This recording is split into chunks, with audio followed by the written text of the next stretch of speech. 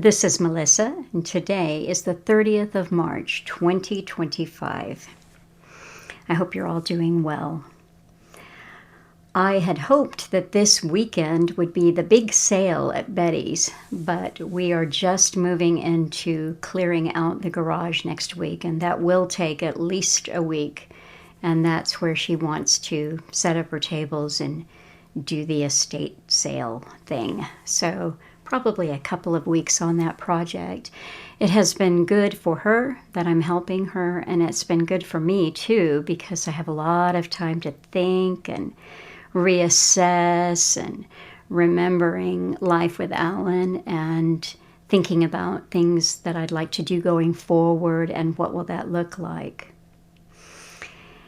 And I've also been thinking about the upcoming book club. Now, I think that it's safe to say that it really has already started, in that hopefully those of you who are reading along on Waiting for the Miracle have ordered the books, you have them, or they're on the way, and you can start in with the first section.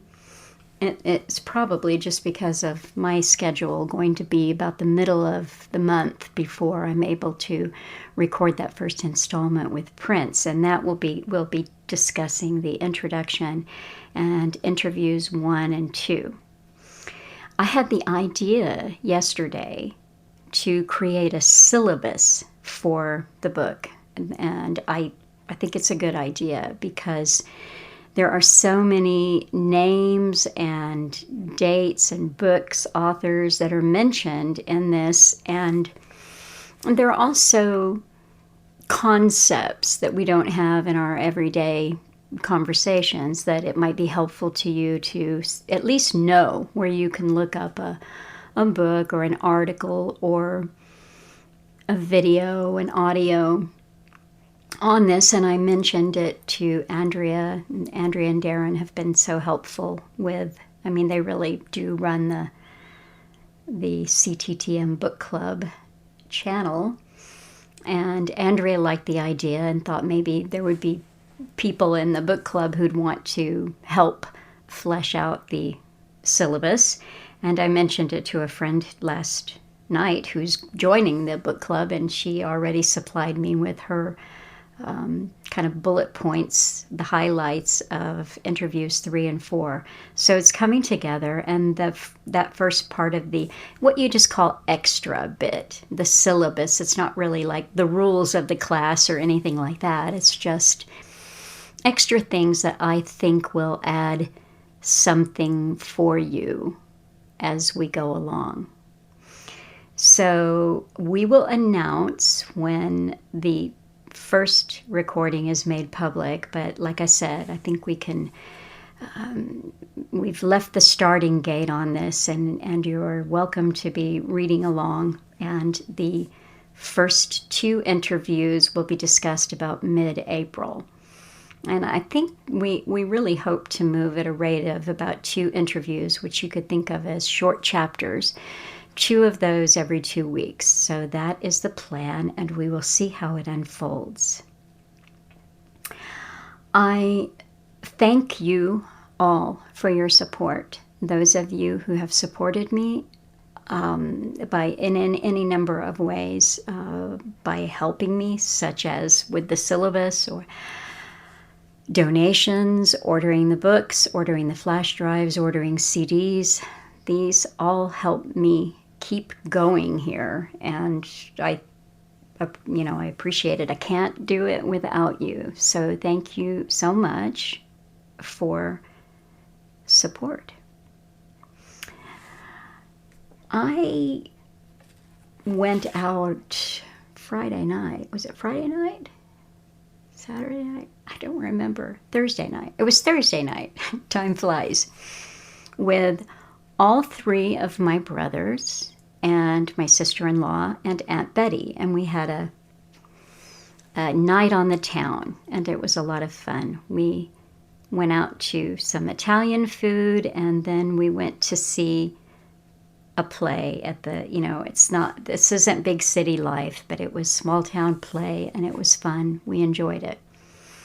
Between the Italian dinner and the play, because we'd gotten an early start, we had plenty of time to kill, and we decided to go to Brahms because Betty, she'll be the first to tell you, she was very cute when she announced this to me, because we would stop and get the frozen yogurt twist. That's half vanilla, half chocolate at Brahms.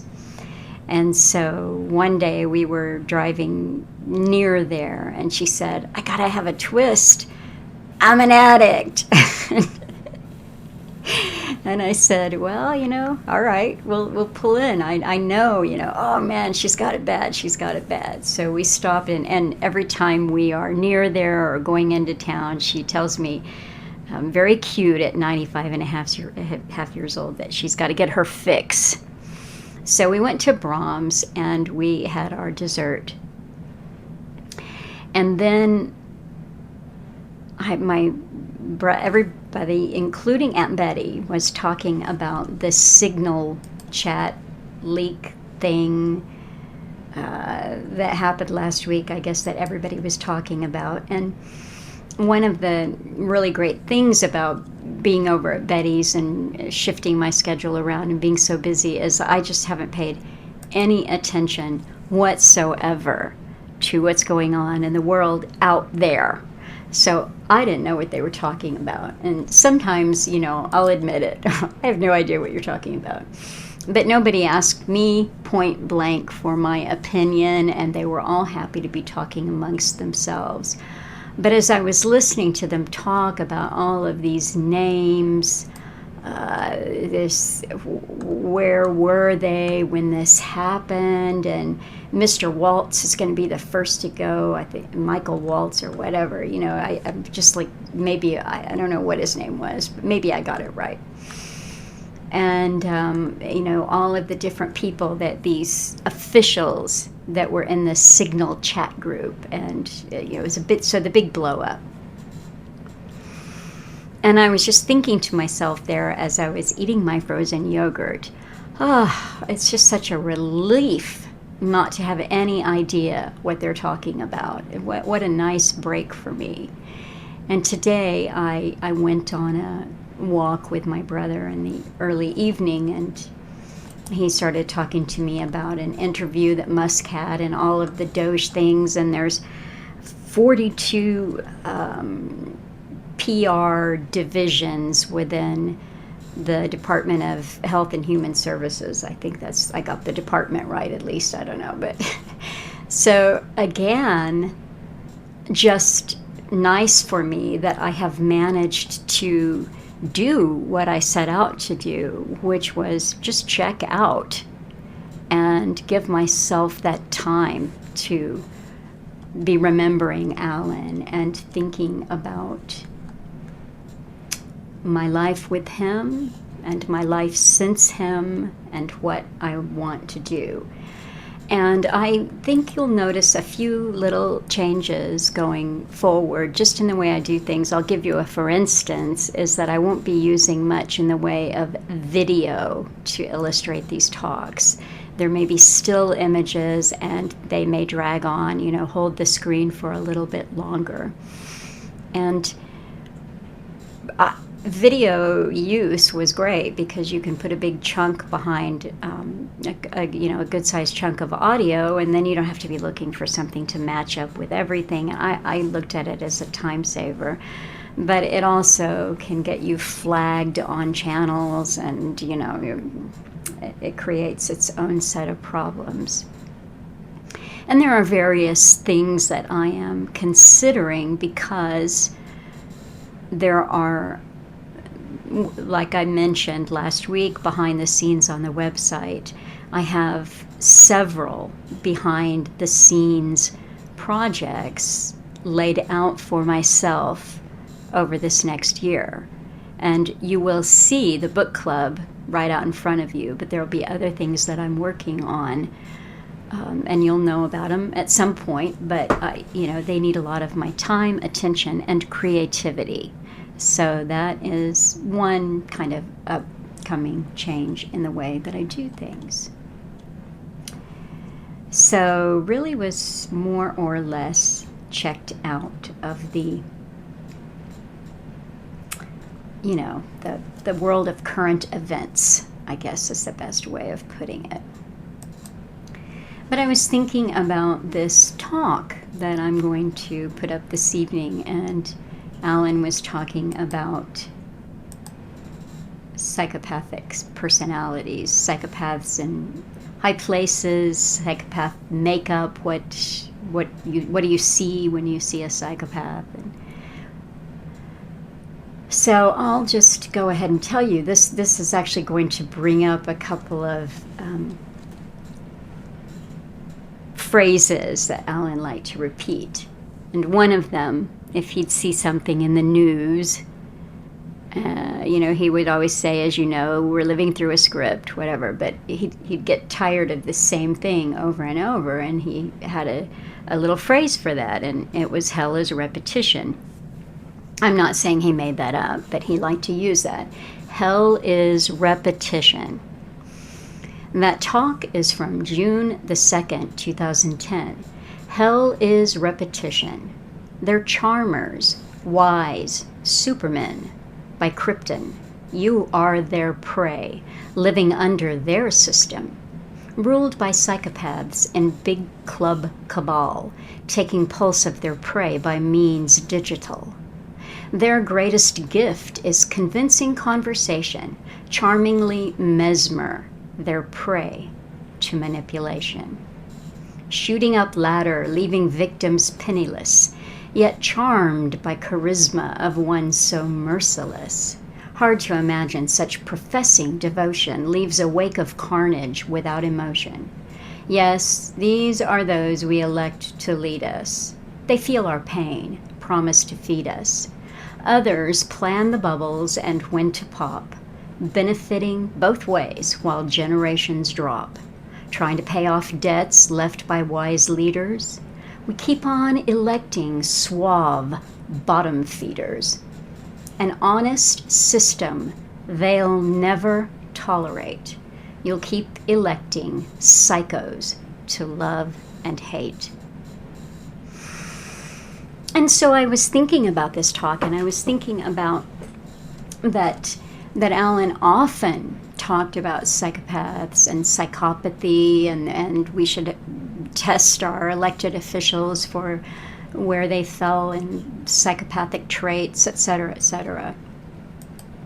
But one thing that Alan didn't really talk much about was how you would recognize the psychopath that was a little closer in your midst, or any of what they call the dark triad traits: narcissism, Machiavellianism, that would be the manipulative type, or psychopaths. And the triad concept is a newish one, and I'm not saying, I ascribe to all parts of it, but it is a useful thing to think of, a triangle of types of behavior that you can observe in people. And I've certainly encountered my share of these kind of people up close and personal, and it can be very damaging. And it is very damaging. A couple of years ago, one of my very first real histories, in fact it was number 5, was with Paul in Northern Ireland, and it was entitled Troubled in Northern Ireland. And I'll post that because he had been a victim of narcissistic psychopathic abuse. And this was up close and personal for him. And he had listened to a lot of videos by a woman named Dr. Romani. And I linked at the time to a couple of her videos, The Anatomy of a Narcissist and 3 Ways Narcissists Destroy Your Physical Health. It was very interesting, and I learned some things from Paul by being exposed to Dr. Romani, to be sure, but also just things that he explained to me that I'd never heard before. And one of them was toxic positivity. And I think we get that a lot in modern culture for the last couple of decades, where you always have to think about things with a positive spin. No matter what's going on, you're supposed to ignore or minimize negative emotions that you might have or experiences. And this can even affect how you deal with grief. It's harmful. So that was useful for me to find out. One of the things that was so interesting, though, as I recall from that talk with him, was just seeing how many thousands, sometimes hundreds of thousands of people watch these videos and how they comment on, I had an experience like that. I bumped into somebody like that. And my own experience, it really does tie in, my own personal experiences tie in with the way that Alan has talked about them. Not so much in this particular talk, but in many other talks that he's put out there, that, the victim is always blamed. So you are the victim of someone who is abusing you. They're on that triad. And generally speaking, when it comes to a clash, in other words, when you start to see what you're dealing with, it's because the mask has come off. Their mask has come off. They may have presented to you. It doesn't matter if it's a family member or a friend or a co-worker or a partner, your husband, wife, girlfriend, whatever. It doesn't matter. They have presented as naturally the kind of person that you like. And if you grew up around him, if it's your sister, for instance, or your mother, or, this behavior that they've always exhibited, it just seems very normal to you. You don't have anything to compare it to. But eventually, if you can start to put it together, see what you're dealing with, the very first clue is when their mask comes down just a little bit, and you can see whatever it is that you see.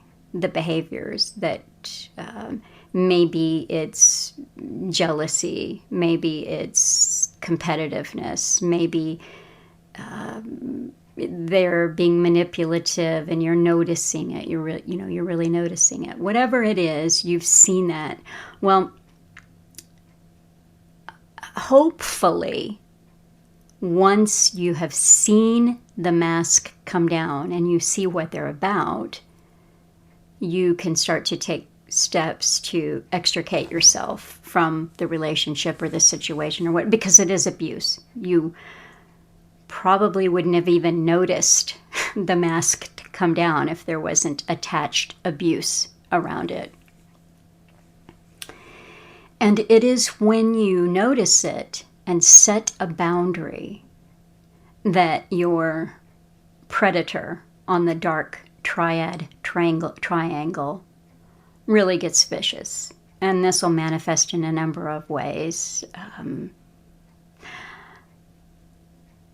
They usually want something from you. In fact, I would say they always want something from you. And it really doesn't matter what it is. They may want your friendship, your affection, your money, your time, your emotional energy.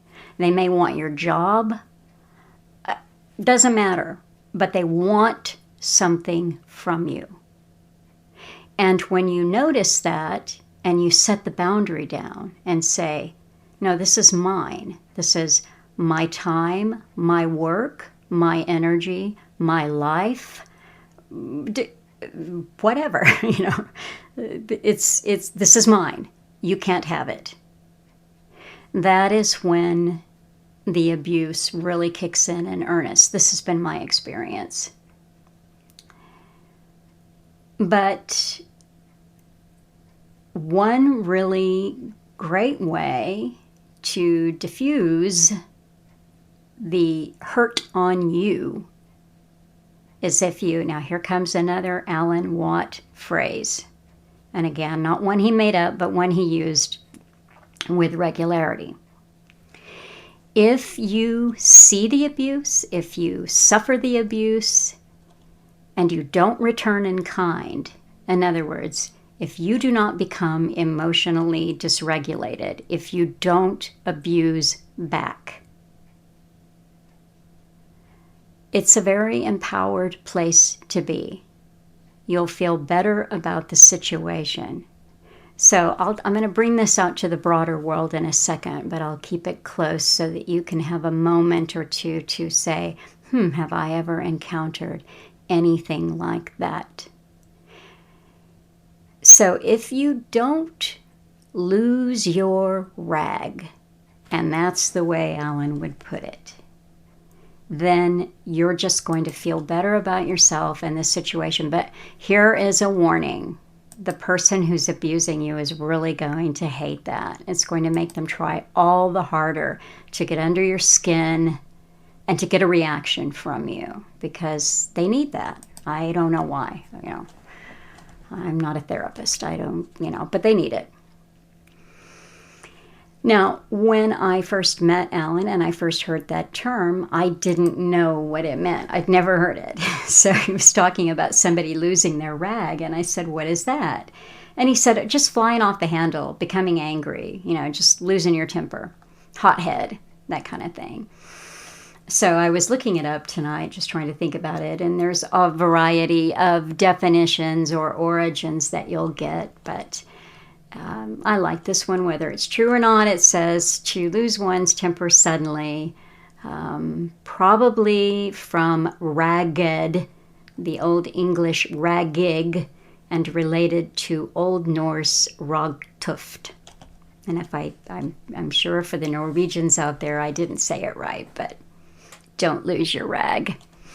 So this means that when you are actively being abused, somebody's saying something about you, it's not true, but you've also figured out there's no point in defending yourself, right? Whatever it is. They're yelling at you, or they're sending you an abusive email, or because getting the last word, or, just try again with that screwdriver to get under your rib and really get at you and make you lose it.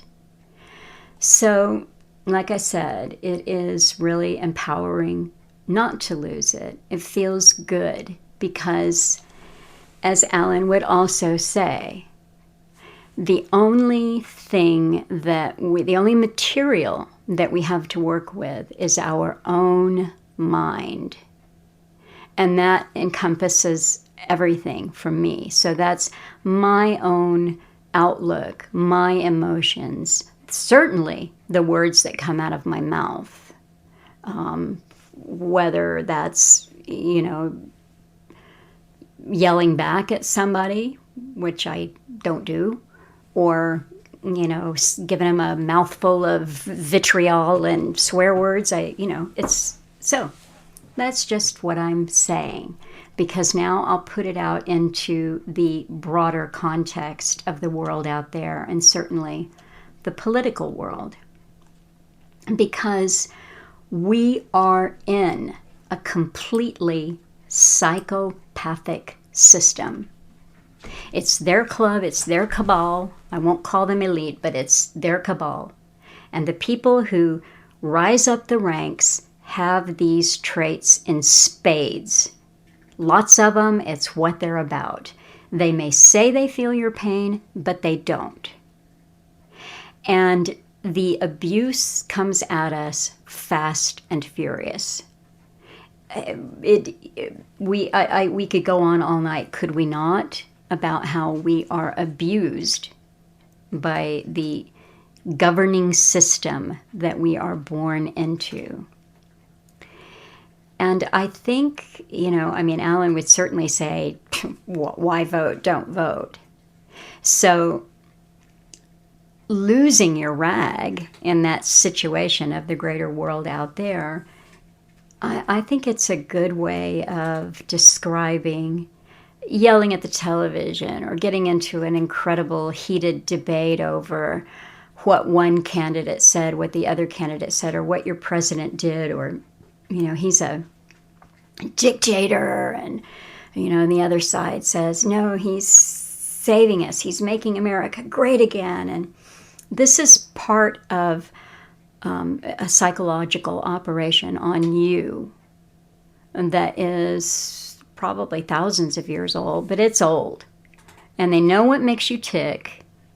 And, the system is not only run by these dark triad types, it's created by them. So they know how to push your buttons. They know what to say or how to put it across that's going to make you feel small and insignificant. After all, you're hurting the planet. There's too many of you. You're causing greenhouse gases, as we used to be what they called it, but climate change and man-made global warming. This is abuse, and it's evil. So whether you have to deal with this, up close and personal from time to time, or you've ever had to deal with it in your life, or you see it coming at you from the elected officials that I really hope you didn't participate in the process of getting them elected. It's abuse. And it is empowering and freeing, and there's such a sense of inner peace that comes from not playing the game. You're born into a manipulative system, created and run by manipulators, and they are going to put you down in many, many different ways, because part of the disease where they're coming from is their pride and their ego and their grandiosity.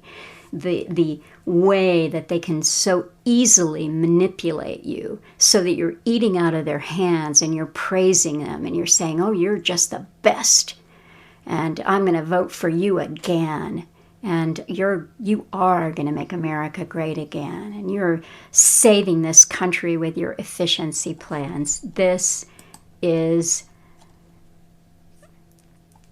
feeding at the trough of your own abuse. And it's a sad thing. And that's it. I'll run and let you get on with this Redux, and wish you all the very best. Be strong, take care, and don't lose your rag. Hi folks, this is Alan Watt, and we're cutting through the Matrix on June the 2nd, 2010. I always advise newcomers to go into cuttingthroughthematrix.com website, bookmark all the other sites you see listed there, the official sites, for future use, because I always have problems with the com or one of the other ones. This way, you've got a selection to choose from. If you find it difficult or there's sticking on some download, try another site that's listed there for the latest audio shows. Remember, all the sites have the same audios. They all have a lot of transcripts in English of these audios. And if you want audios and transcripts in other languages, you can go into alanwattsentinel.eu. That's listed there too on the front page of cuttingthroughthematrix.com. And you can download those for print up. And as I say, choose from the different languages of Europe. And while you're at it, remember, go into the book section. I've written some books there. They'll help you get out of the linear thinking mode that helps you to be controlled, enables you to be controlled, in fact, by those masters of the world. And there's lots of them. They start in academia, then they're pulled out into side branches and up to very high levels of governments or government agencies and all of the spy services and so on. And they help program your mind, and they help the planners with their future societies. They're always building a future society to make sure they control it. So these books help to show you how to think the same way they do, non-linearly, like a real, true wild creature should be for survival capabilities. So purchase the books and the discs that I have for sale. That'll keep me going here, because I don't take money from advertisers. The ads on this show go straight from the advertisers to RBN for the radio time. That pays the radio time. That pays their staff and their equipment, and all their bills come in too. So you have to help me out, and you can do so. Purchase these things by using personal check to cash, send cash, so it gets through in a mail without a problem, and a separate email with your name, address, and your order, and I'll get it out to you. And tonight I'll be going into some of the workings of the mindsets of those who control the public, because there are special minds, special types of minds and personalities that are chosen to rule the public and lead the public. And many of them are behind the scenes, of course, in big agencies. But many of them are also on a lower level. They're in front of you as politicians and advisors. And they know how the people think and tick, how we tick, you see, with their linear training. They're non-linear in their attitudes. They do have psychopathic qualities. That's an essential to get up there, in fact, just like the CEOs of the biggest corporations in the planet, whose job it is just to make as much money as they can for themselves, first of all, then the company, and to make people buy products through their understanding of human nature. A nature which they don't share with you, but they understand yours very, very well. Because we truly are run by psychopathic personalities that are chosen by even better psychopaths or older psychopaths above them for the particular traits that they have. Now, psychopaths are fantastic persuaders, and they have charisma, and they're ideal for political jobs to lead the public up the garden path. Back after these messages with more. Hi folks, this is Alan Watt, and we're cutting through the matrix. Now, you might find the sound on the phone is a bit noisy tonight. That's because there's a storm coming across our BN station right now, and it might come in and out. I might fade it all together. But I'll put up the show, remember, at cuttingthroughthematrix.com after I'm finished. I'll try and upload it through my wonderful satellite ExploreNet if they give me enough juice. And that should be a clear enough recording. Getting back to the psychopaths, though, it's a fantastic area because we probably all know or have met in our lives psychopaths on a lower scale. The con men who are always in and out of trouble, the low type who get in trouble with the law. They have they either swindle people or con them, and they're always very charming. Again, the same traits as the ones who are more intelligent. And they have a knack of being friendly to everyone. They can be your best friend, in fact. That's how they come on to people. And they do it instinctively. They don't have to be taught this. They feel nothing, really.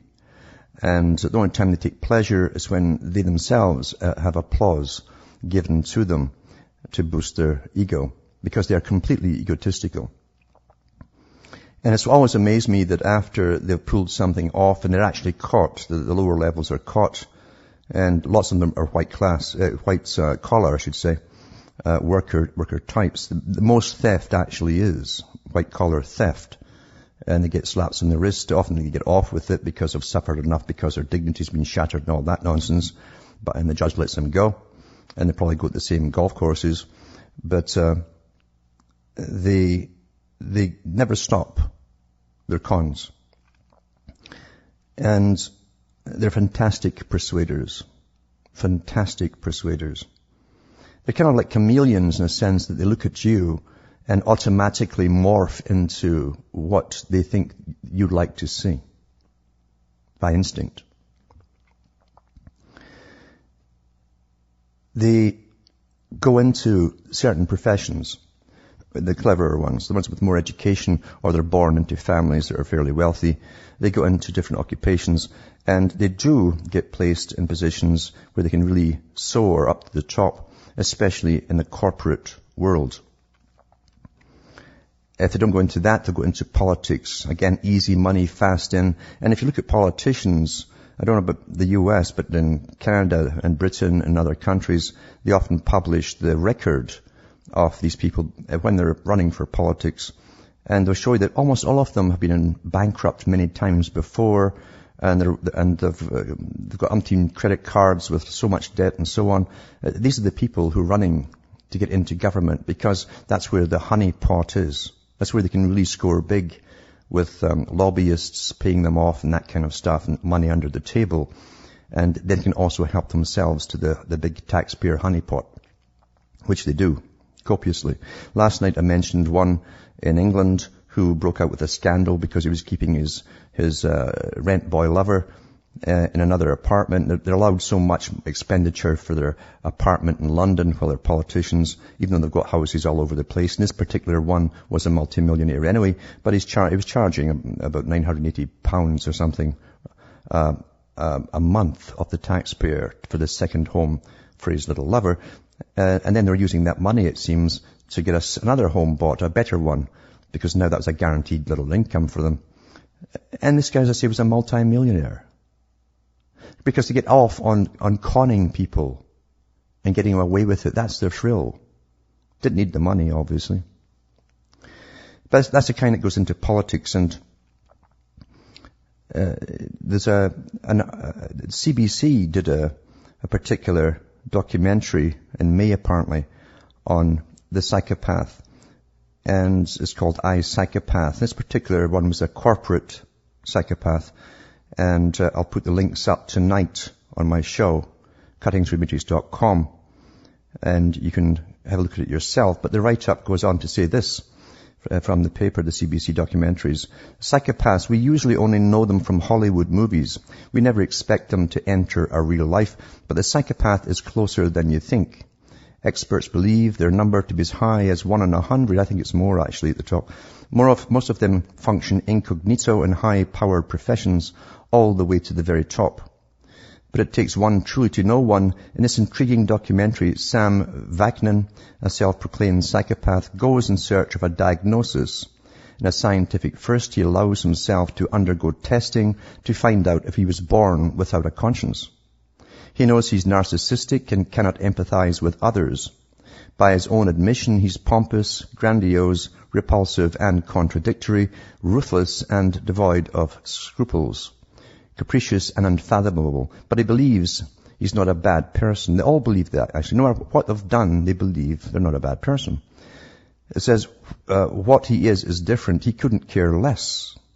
Unless, of course, the topic is himself. So Vaknin and his long-suffering but ever-loyal wife, Lydia, embark on a diagnostic road trip. But it's uncharted territory deep into the mind and life of a psychopath. The 47-year-old convicted corporate criminal has agreed to take part in the pursuit of his own diagnosis. That rings a bell. I think it's been done before, maybe by the BBC a long time ago. So these experts put Vaknin and his wife through a battery of rigorous and psychological tests and neuroscientific experiments. And as I say, I'll put the links up. There's a video out there. You can have a look at it for yourself. And you should copy these things before they disappear, because things have got an awful habit of disappearing whenever I mention them. But getting back to what I'm saying tonight, and I never prepare what I'm going to talk about, and things just sort of come at the right moment. And you can string things together that you've seen recently or whatever in your mind. But the psychopath, as I say, tends to get to the top by using other people. They've got a fantastic ability to get everyone else to work underneath them for them, sometimes for free. They go into the power management positions very easily because they don't have to be taught anything. They know it already. They know how to manipulate people. They love the limelight too.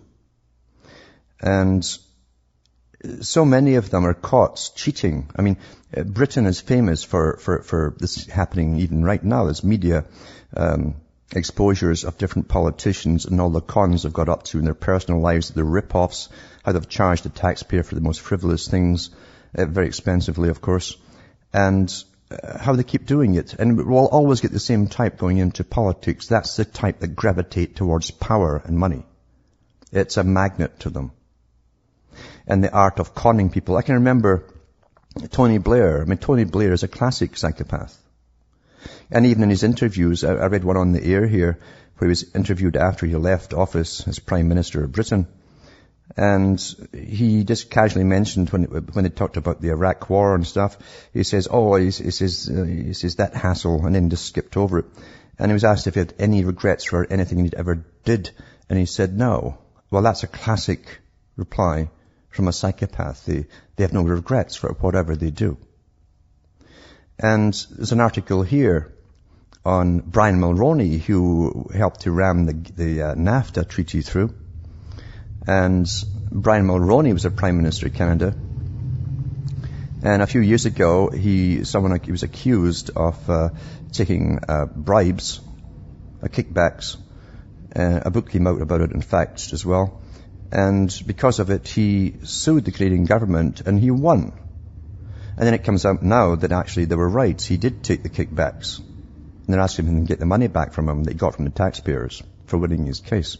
This article here is pretty standard. It's former Canadian Prime Minister Brian Mulroney sits before the House of Commons Ethics Committee in Ottawa in December 2007. Justice Jeffrey Oliphant found Mulroney violated the ethics code that guided parliamentarians, and it says the former Prime Minister Brian Mulroney won a $2.1 million libel settlement under false pretenses, and the Conservative government should force him to repay it, Liberal leader Michael Ignatieff says. Ignatieff's call Tuesday was echoed by the New Democrats. They're a bit further left than Marx, and Bloc MPs, all of whom have jumped on the findings of a federal inquiry into the Mulroney-Schreiber affair to renew calls for the former Tory leader to pay or repay the out-of-court settlements he won back in 1997. So anyway, it was all to do with a big deal the government was paying for. See, big money, and you realize that this big money goes out in federal contracts and purchases, and they were buying all these aircraft for Air Canada.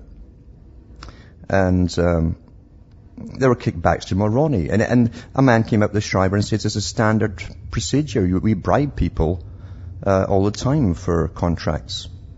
The general public, being naive, think, yeah, the government puts up tenders and people put in their bids and the best person gets it. That's not how it works. No, they all put in their bribes. The ones at least are chosen to possibly get the job.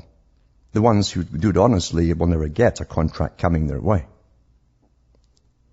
But Brian Mulroney also, as I say, he helped ram through he ran to get into governments as the head of the Conservative Party by saying he was not for NAFTA, that was a precursor that led up to the free trade deal, that led up to the NAFTA negotiation. But after 2 weeks that he was in, he changed his mind and suddenly he was a proponent. In fact, he was a leader for it. Cretin did the same thing after him. He ran against it to get in because he knew the taxpayers didn't want it. And when he was in, he became the champion as well. See, they're all psychopathic. But Brian Mulroney did tell the truth when he was out of politics. In an interview with the CBC, he was asked if NAFTA that he'd really rammed through and signed and so on, if it really would be good for Canada. And at the time he'd said, when he was pushing it, he said, oh, it was the greatest thing, we couldn't survive without it. But on the interview, when he was out of Parliament, he said, well, to be honest with you, I don't really know. He says, time will tell. So they can be honest, you see, when they're off the hook for something and they're not going to get, it's over and done with. It's like rapists as well. They can be very clever, and when they're caught, they like to brag to the press how clever they were and how they did it. It's the same MO. They're psychopathic, you see. And we're run by these crooks. This is the system that they basically rule over. And they look after each other because they all have so much dope on each other, blackmailable stuff, that they all have to stick together and cover each other.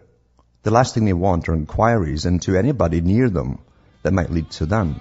I'll be back with more after this break. Hi, folks. I am Alan Watt. We're cutting through the matrix, talking about the ones who rule over us. And the psychopath gets into positions of politics and bureaucracies. Bureaucracies are great too. They can hide out there and become the heads of departments which are theirs, their own domains. They can rule over them and they're not accountable to the public. But they love to compromise with other agencies and other countries at times as well. And they also work with basically international organizations because everything brings money to them and status and more titles and all the rest of it.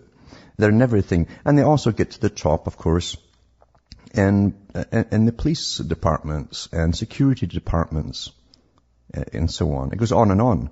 This system, and I've said this forever, was really theirs. This is their system we live in. We're brought up in it. And don't ever underestimate them. They'll often say in some reports that they're not too intelligent, and they'll give you different examples. But there's a lot of them that really are intelligent. They're creative ones as well. They're called creative psychopaths. And they certainly do understand society and how to manipulate people, whole nations if necessary, and no doubt the whole world. They get to the top of the media. They decide in their little clubs what you're going to believe, think, and what you're going to chat about. And they're very, very good at it. It works very well. They get into the business of ordering movies to be made along certain themes, or novels to be written along certain themes. There's so many ways to get ideas across to the general public, because after all, if they're the predators, they want the prey to be nice and easy and to believe the things they're told to believe, even if it comes through fiction, which a lot of it, actually maybe most of it, does. And they're ruthless. They also have tirades of pure aggression when they're challenged about something. Utter aggression, especially their pet perversions and things like that, which they tend to go into a lot and indulge in things because they don't follow the rules of ordinary people in any area at all. They live for thrills. I've read reports so many times when new governments are elected to Canada and other countries where they have a big party for the new elected representatives and politicians, all the guys with the bankrupt credit cards and so on. And they trash the places, utterly trash them, and leave them like dumps, like garbage dumps, and vomit and everything all over the place from their wild parties. Because they don't live in the same ways, to the same standards as we do. But they demand that we live at certain standards to please them. You know, law itself is simply a matter of coercion. Again, if you go into the topics that we talked about the other night there, about how you're controlled through psychologists and behaviorists, they see themselves that law really is simply coercion. It's how the public perceives the law. It depends on the type of coercion they will use. If we believe if the law is just or the legal system is just, we tend to obey all the laws, even if they end up being crazy or bad for the public. So they have ways of presenting it to the public, never for the true reasons, but always for their own ends, to manage, control the public. 9/11 has been the greatest thing that ever happened for them, to bring in their whole worldwide martial law, because one country and one city actually, or 2 blocks in a city, were attacked. 2 towers were attacked. And people still cannot see that's kind of odd. Countries have been attacked before, but the whole world didn't go into a martial law mode all at once at the same time and take all the rights away from their peoples and tell them you have no rights nor privacy from now on.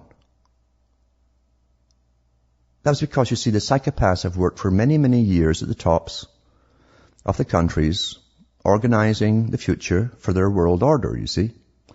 There was a good book written about psychopaths, and it was Ponerology, political Ponerology, and the author did do studies on psychopathic personalities from the Soviet side, on his own leaders.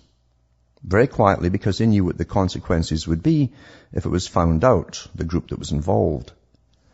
But they also compared them with tyrants of the past and the tyrants that they saw in the West. And they found they were all the same personality types, psychopathic. And the conclusion they came to was that we are living in the psychopathic system. It's their system. We're here to please them. We are the prey. We are the sheep, aren't we? They're the predator. Or they might say they're the shepherd, being the good psychopaths that they are. They love terminology to cloud the issues or cloud the reality of it. So therefore, they said they always give you 2. Ultimately, when there's so many of them at the top, a psychopathic culture, which the people themselves, although not psychopaths, will emulate. And out of it you come corruption, dog eat dog, debasement, and all morality. And we're living in it now. This is too many of them at the top. Back after this break. This is Alan Watt. We're cutting through the matrix. Remember, too, as I say, there's a storm going across RBN station right now. So if the reception's poor, look into my website, cuttingthroughmatrix.com, at the end of the show, and I'll have a clear version put up there for you. We're talking about psychopaths and how we live in their system. And as we get towards the unification of the world, it's getting worse because, you see, there's more and more of them now all working together to make all of this happen. The heads, the CEOs all want this to happen. They want to control the public across the whole planet with their environmental scams and get us paying now for taxes. We're a great psychopathic con of global warming nonsense and carbon outputs. We'll all pay individually just to live to these psychopaths, you see. Beautiful con out of the minds of psychopaths. And of course the Club of Rome were the guys given the task to find how they could bring this about. They came up with the idea that blame global warming and then blame man for causing it. So we exist from their viewpoint to serve them. And we have a use for them. That's all they see in you see, is a use. Psychopaths have no other affinity with you. You're useful to them. If there's too many of you, you frighten them because they know what they're up to and they're always a little afraid you might find out. So they like to keep you down to certain numbers. That's why in the past, great kings and so on, who were generally called great because they slaughter peoples every so often, were psychopaths, and that's what they were doing. They'd kill off a certain amount of their own numbers at times to make them feel safer.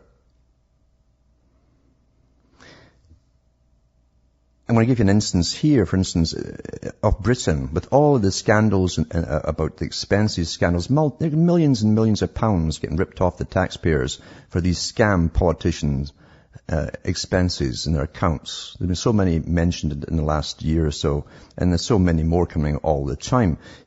And yet the people in Britain are so apathetic because, you see, the Sunstein characters, they go into countries and like they do with little groups that form. Remember, I read that article in the papers where Sunstein, who works with Obama now, and Harvard University, and behaviorists, Sunstein said if you want to get rid of a group that's causing a problem, you infiltrate them, you put points across, incognito, from internet, that kind of stuff, and you gradually,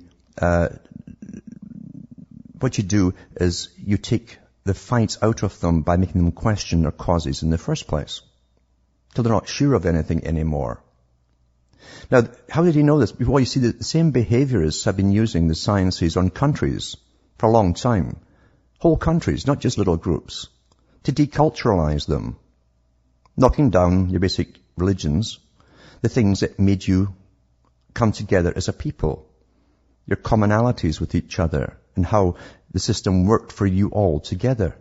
And they break it apart and break it apart, and bingo, now you're ready to join the whole world without much of a protest because you're apathetic. You're saying, well, what does it mean to be British, or what does it mean to be Canadian? That's in the papers today, in fact. What is a Canadian? That's their favorite one that they start off on, and gradually convince you there's no such thing. And the same with the US as well, you see. Sunstein techniques. He's working right now with Obama, doing more of it. And a lot of his cohorts too. But here's Britain here, who's totally deculturalized. Remember, I've read the article from Tony Blair, from his assistant, his secretary, who was told, we're going to destroy the whole culture of Britain. So that when he leaves politics, it could never go back to being a sort of uniform culture with a tradition or whatever. And that's happened very successfully. It wasn't just him, of course. They had a whole bunch of psychopaths helping him and specialists. But this article here is from Mail Online. As they're all ripping off the publics, they've been losing their homes like crazy. It's the same in the US and elsewhere too. They've got this massive debt to pay because of psychopaths, and they're really dealing in the banking profession. Yep, psychopaths rule that because it's all chronology. Banking's all chronology. UK families face the highest inflation in the Western world as the food prices rocket and the pound plunges. That was the 2nd of June. Rising food bills have driven Britain's food bills, right? Your food bill, your basic stuff, has driven Britain's inflation rate to the highest in the Western world. The UK's consumer price index figure of 3.7% is 2 or 3 times higher than similar economies across Europe and beyond. New figures from the Organisation for Economic Cooperation and Development, interesting organisation to look into, by the way, because you tax fund it, and it all works through the United Nations. Every country's got their department sent over there. Great retirement place for politicians to work. Suggests British families are suffering far more than counterparts across the globe. Then they give you all the stats here for different countries and show you how bad Britain is and its burgeoning bills. It says the food inflation rate in the country is about 2.8% compared to 1.2% in Germany, 0.8% in France, 0.7% in Belgium, and so on and so on. So, you see, that's what they've done to one country that doesn't know what it is anymore.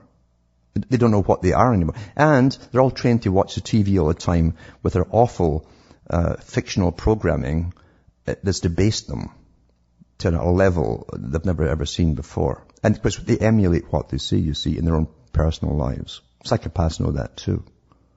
That's why so many of them go into acting and become producers as well. And you follow that up with this article from the Mail Online. And it's 2nd of June again, same day. Snouts, that's your noses in the trough after civil servants soaring pay. They get themselves a 20% rise in their bonuses. Now the country's broke, falling apart, but they're all getting bonuses. They give themselves bonuses. Thousands of Whitehall mandarins, there you go, mandarins, they don't call them czars, but they're mandarins over there, saw their bonuses soar by up to 20% last year. That was despite repeated pledges by ministers that's politicians, to crack down on public sector profligacy.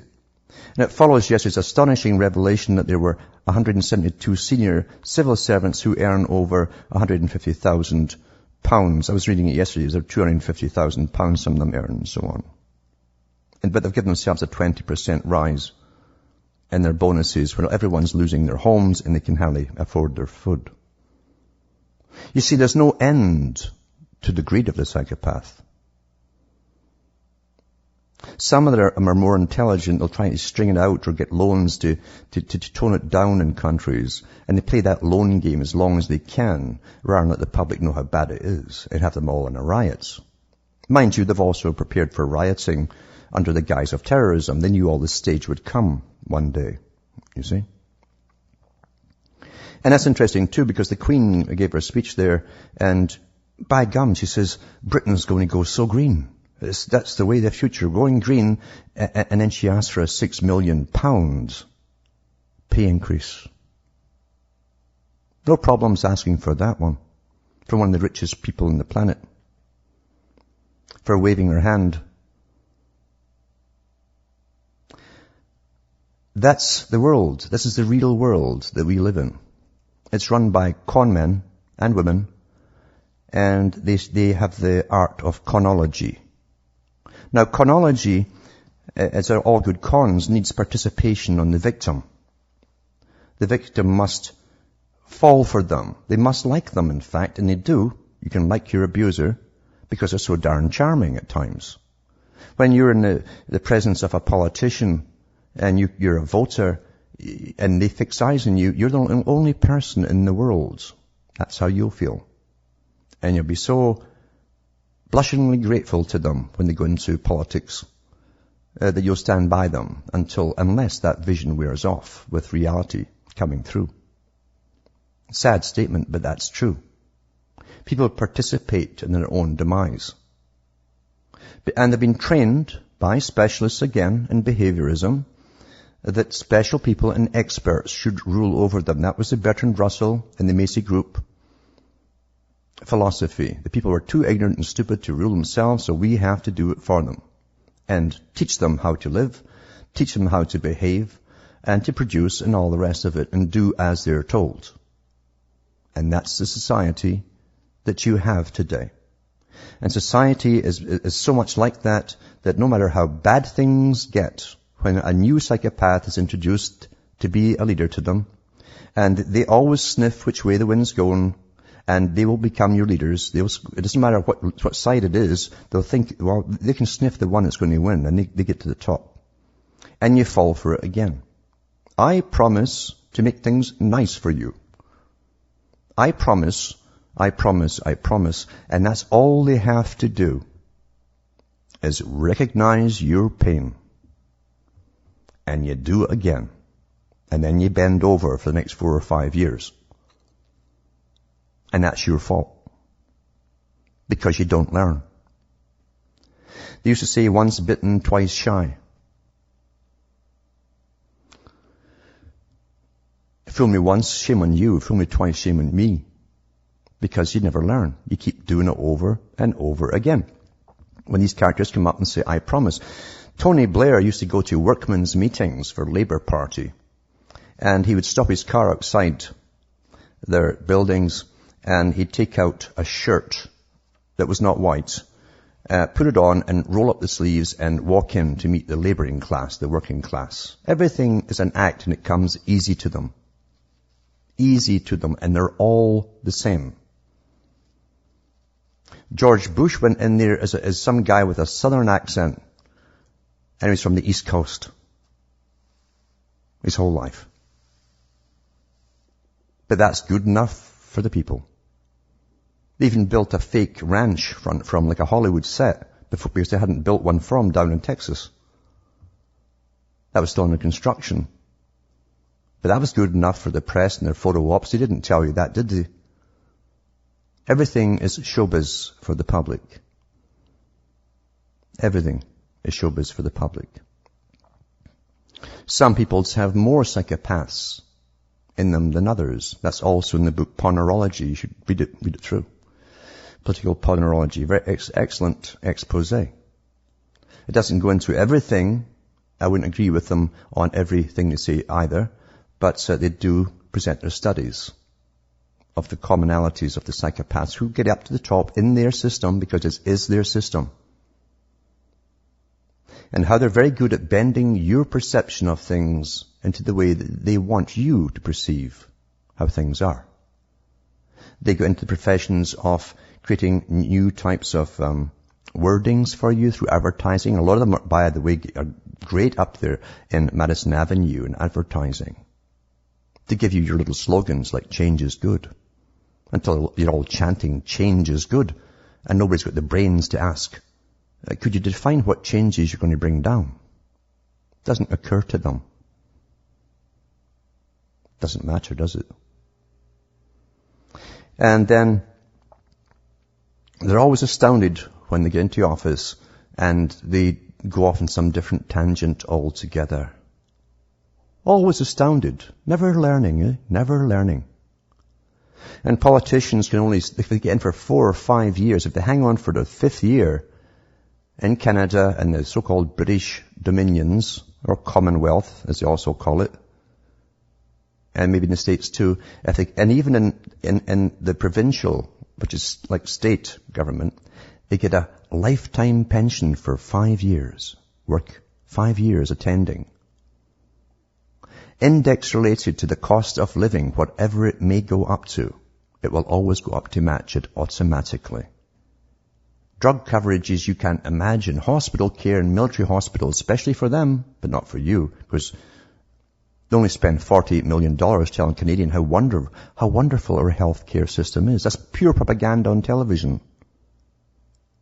rather than put it into actual service for the public. Because perception wins over fact to most people. And be very, very careful who you follow.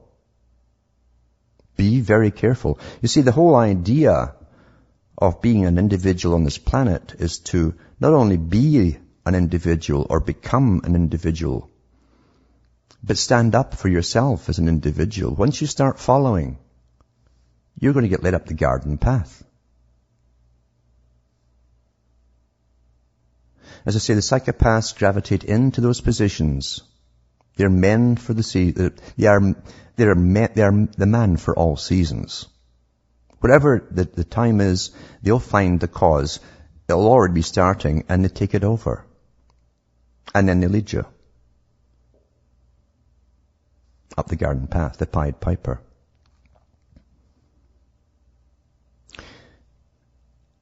I've read articles where those who are into the neurosciences, which are also related big time to behaviorism and psychology, and how they're using this from all the top departments all down on you, even through your media presentation on mainstream,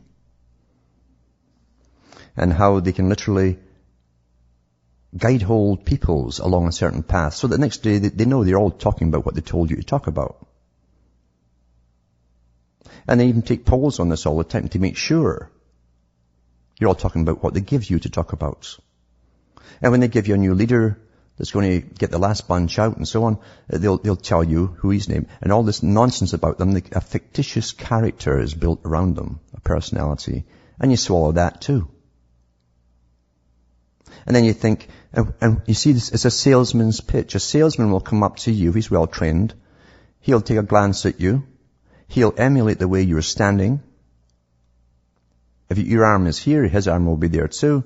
And before you know it, when you're chatting, you'll feel like you're best friends with this person. You don't realize he's mimicking you. Even how you reply to things with a uh-huh or okay, or he'll do the same things. And he's mirroring you back to yourself. So you feel so comfortable. And he'll do all this stuff before he makes the sales pitch. And you'll fall for it because now you feel so friendly with them. You have a guilt trip to back out. And that's what leaders do as well. They know what's being said out there because all these teams getting paid millions of dollars to grab all this data, what the public want. And they'll tell you what you want. And they'll say, this is what I want. And you fall for it. And of course, in a system where psychopaths create the system for themselves, they don't ever give themselves clauses in any legal documentation that you can boot them out when they lie or if are found not to fulfill their promises or even attempt to. Why should they change their system to suit you? It's not for you.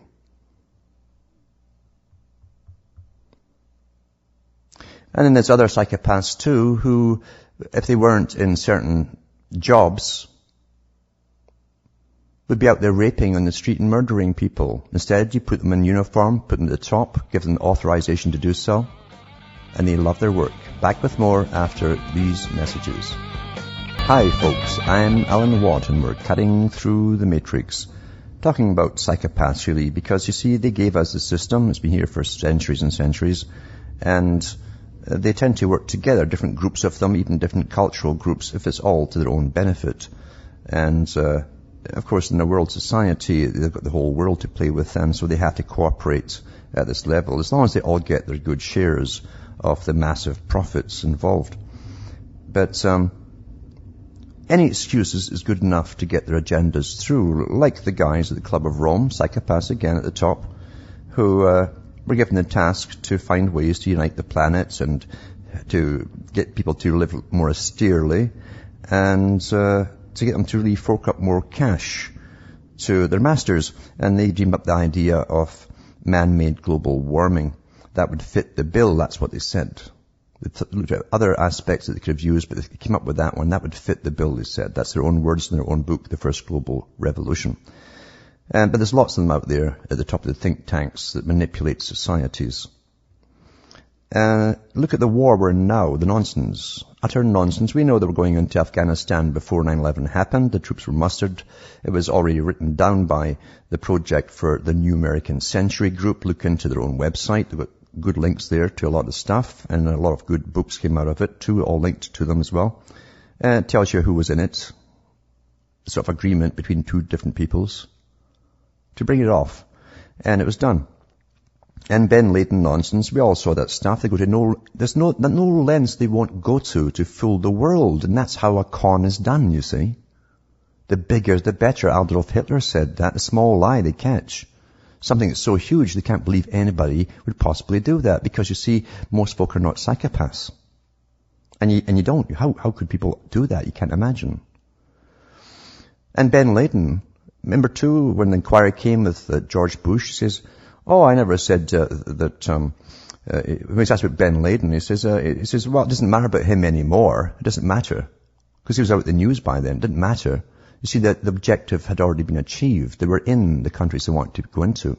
When it came to Saddam Hussein, he says, oh, I never said Saddam Hussein had anything to do with 9/11. Utter lie. He used that when it was suited him to go in there too, to grab all the oil and stuff and take it over. And there's no doubt about it, they worked alongside the same agenda with Israel. Israel wanted those countries as well, as did the members of the New American Century. Tied at the hip.